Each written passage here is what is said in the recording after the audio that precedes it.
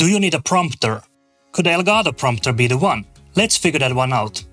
I've had a prompter now for about 3 months or so. There's 2 reasons why I specifically bought the Elgato Prompter, and there's 2 ways I use it. I'll explain the reasons and tell you how I use this. I will also tell you about some issues I've had with it. To be fair, this is the only prompter I've ever had, so I can't compare this to any other product in day-to-day use. Also, YouTube is full of review videos about this, so this video will be more about how I use it and my experience with it, rather than a full-on review.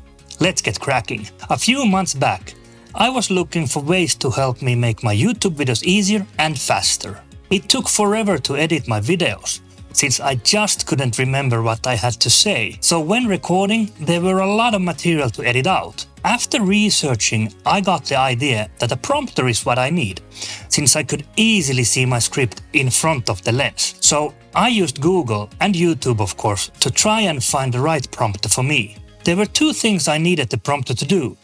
I wanted to be able to use it to make YouTube videos easier, and as a second screen for my consulting calls, to seem like I was looking straight to my client's eyes and see their face at the same time. And this is something that is really difficult to do if you're using only your camera. There might have been other prompter models available, but most of them that I found, I would have needed to use my phone or iPad on the prompter itself to use it. And I thought, this will not make my life easier at all. The constant hassle with phone or iPad is something I just didn't want at all. At this point, it was better to forget about the prompter and try to find another solution. But then I found the Elgato Prompter. It ticked all the boxes what I needed a prompter for. Seeing my notes or script for my videos easier without having to use my iPad or iPhone just to get the damn prompter working. And it is a second screen for my computer. That just blew my mind. One big bonus was that I could control the prompter with this. A Stream Deck Plus that I already had. I really like the Elgato ecosystem. I have the keylight from them, cam link, boom arm, Stream Deck, and also now the prompter. The Elgato Prompter seemed to be perfect for me. There was just one issue, and that's the price. I think it was like $299 or something like that when I bought it. I'll have links in the description so you can check the current price and maybe buy one for you. At first I thought that the Elgato Prompter is very expensive. But now that I used it every day, I'm actually not so sure about that anymore. It does everything I need it to do. I absolutely love that for the price I basically got a second screen for my computer. I can use it as a prompter, and I can control it with the Stream Deck if I want to. It is always ready to use. I just need to open the Elgato Camera Hub software on my Mac and choose if I want to use it as a screen or a prompter. Everything hasn't been smooth, unfortunately. I don't know if these are because of my M2 Pro Mac Mini or what, but the initial setup of the prompter was really bad. I just couldn't get it to display anything. I had to turn to Google again and YouTube again. Fortunately, it had something to do with Mac security settings, so that thing was resolved. The next problem is something I've been struggling with and have made me consider selling the prompter. Let me explain. I tried to write word-for-word scripts and record them. It was just impossible. Let's say that I had a 7-minute script.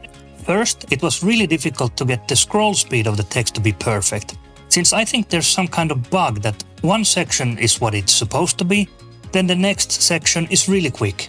It was difficult to find the perfect balance. But that's not all.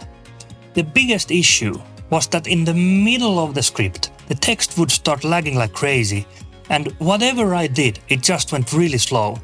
So it would take double the time to record the end of the video and really difficult to stay on the correct speed of talking. Fortunately, I have the Stream Deck.